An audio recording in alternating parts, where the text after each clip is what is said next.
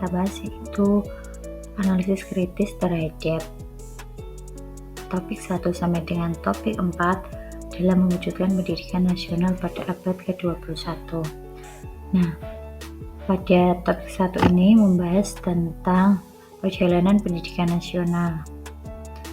Analisis kritis kita terhadap pendidikan nasional pada topik 1 yaitu mengungkapkan perlunya peningkatan kualitas guru, pengembangan kurikulum yang responsif terhadap kebutuhan global, dan pemanfaatan terhadap kebutuhan global teknologi sebagai sarana untuk meningkatkan akses dan kualitas pendidikan. Untuk analisis kritis terhadap topik 2 dasar-dasar pendidikan Ki Hajar Dewantara yaitu analisis terhadap relevansi prinsipnya dalam konteks pendidikan modern. Pendidikan harus tetap menjadi sarana pembebasan dan pemberdayaan.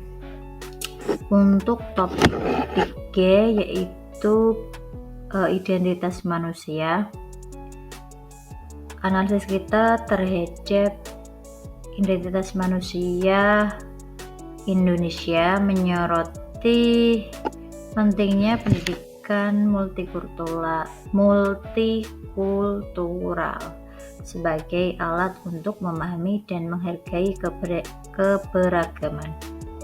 Pendidikan di Indonesia berusaha menciptakan lingkungan belajar yang menghargai keberagaman yaitu dengan semangat Bhinneka Tunggal Ika. Untuk analisis terhadap topik 4 yaitu Pancasila sebagai fondasi pendidikan Indonesia, yakni implementasi nilai-nilai Pancasila dalam pendidikan mewujudkan perlunya evaluasi yang mendalam dalam menghadapi abad ke-21. Pendidikan harus memastikan nilai-nilai Pancasila tidak hanya disampaikan sebagai teori, tetapi juga diintegrasikan dalam kehidupan sehari-hari.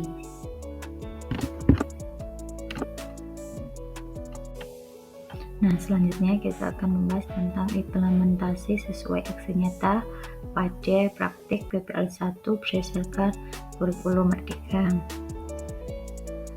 Sebelumnya kita akan memaparkan terlebih dahulu yaitu definisi pendidikan yang memerdekakan bagi peserta didik. Pendidikan yang memerdekakan bagi peserta didik adalah pendidikan yang memberikan kebebasan berpendapat bagi peserta didik dan guru tidak boleh menghakimi apabila terdapat kesalahan mengenai apa yang diungkapkan oleh peserta didik. Guru dibutuhkan sebagai penuntun jalannya pembelajaran sehingga jika terjadi kesalahan, maka akan dilakukan refleksi dan perbaikan serta evaluasi oleh guru agar tidak terjadi miskonsepsi pada peserta didik sehingga dengan begitu peserta didik akan lebih mengingat apa yang ia ungkapkan dan akan diluruskan oleh guru tersebut. Yang pertama yaitu penerapan model pembelajaran Project Based Learning atau PJBL.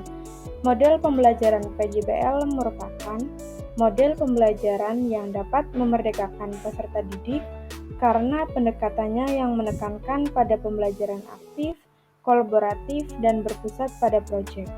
Dalam PJBL, siswa tidak hanya menjadi penerima informasi pasif, tetapi mereka aktif terlibat dalam proyek-proyek autentik yang mencerminkan konteks kehidupan nyata.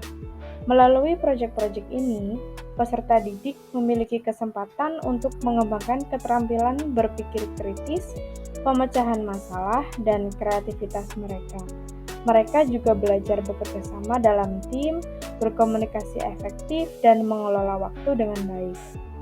Berikut gambar penerapan pembelajaran dengan model pembelajaran PJBL pada mata pelajaran Bahasa Indonesia kelas 5 materi teks prosedur, di mana peserta didik diberikan proyek untuk membuat salad.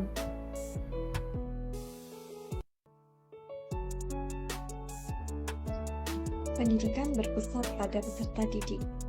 Pendidikan menurut Ki Hajar Dewantara yaitu memberi tuntunan terhadap segala kekuatan kodrat yang dimiliki anak, agar ia mampu mencapai keselamatan dan kebahagiaan yang setinggi-tingginya, baik sebagai seorang manusia ataupun sebagai anggota masyarakat.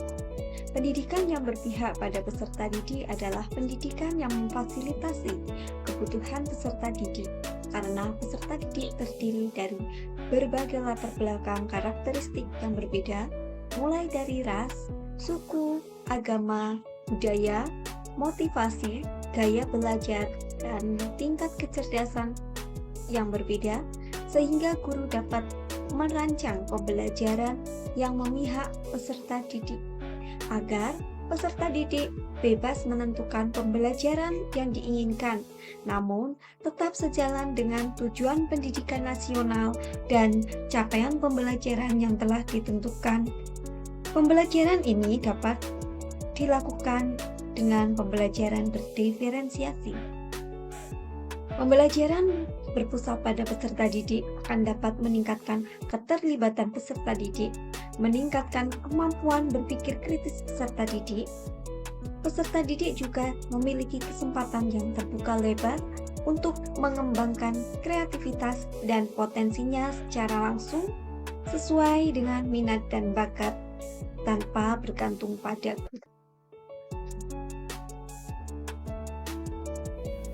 penghargaan dan penghayatan terhadap Kebhinneka Tunggal Ikaan dan nilai-nilai Pancasila. Implementasi di sekolah yaitu yang pertama, pengibaran bendera Sang Merah Putih dilakukan setiap hari sebagai tanda penghormatan kepada Sang Merah Putih. Yang kedua, menyanyikan lagu kebangsaan Indonesia Raya ketika upacara berlangsung dan sebelum memulai kegiatan pembelajaran.